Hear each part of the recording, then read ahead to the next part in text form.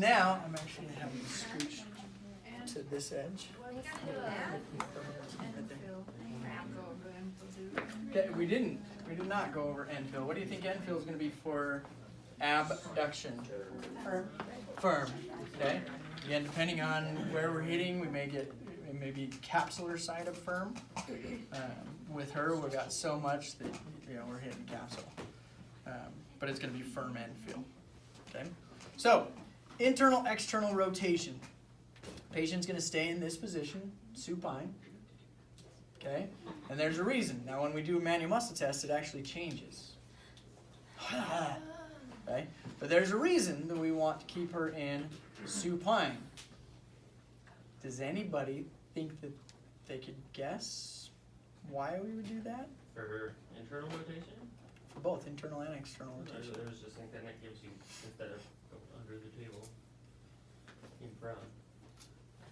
Like, it's just, no. Oh, we do it out here. We're going to do it out here so it doesn't. Yeah. But why even in this position? What's the benefit of being in supine versus prone? Having every gravity. Say that again. Everything's, say it again. everything's lined up instead of the clavicle going down when she's in prone. Okay, so that is definitely a benefit. Gravity pushing you the right way. There's not as much ligaments in, there's more, it's more open anteriorly, right? And so you have that. It's gonna be the same position. Kind of getting to They it. can- Yeah, So what can happen? They can breathe, especially if they have fun, like. You can Okay, so let's take a look here. So the ideal position is going to be 90 degrees of abduction with their elbow at 90 degrees. Okay, and then I'm going to grab actually she might be too bad. She might not be too bad. Maybe just a little. Yeah, I like that one. Okay, so depending on how they lay on they're lying or line up on the plinth, if we have too much of an angle where they're sloping down when we take the measurement or with that initial position, then it can actually cause anterior translation and they'll start hitting on that anterior capsule, and you don't necessarily want that for a beginning position. So if we take a towel, just to straighten her out a little bit more, now it's sitting nice inside that capsule, okay? But everybody gather around real quick.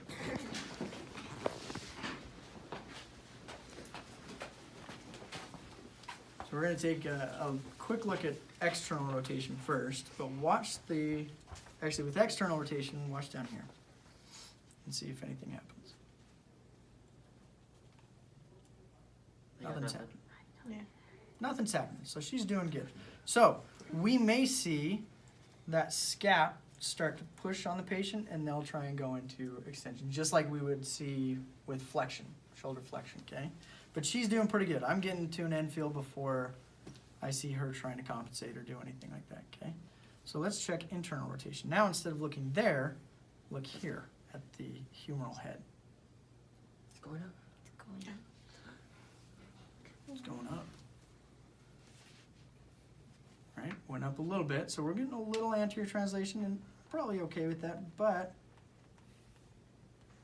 now, see that? Now it's really going up. So the difference between here, we're getting just some rotation primarily there, but then all of a sudden, boom, there comes that humeral head. And even though I know I can probably push her in farther, it's not getting rotation. Now I'm just pushing that humeral head more and more anterior. Okay, so when we measure specifically internal rotation, we may see a little of that rotation, which can cause some slight anterior translation, and that's okay. But when we really start to see that humeral head popping up like that, even though I know I can go farther, that's where I want to stop. Okay, and so that's where I would take my measurement. So how do I take my measurement? Take my fulcrum, and I'm going to line up with the olecranon process.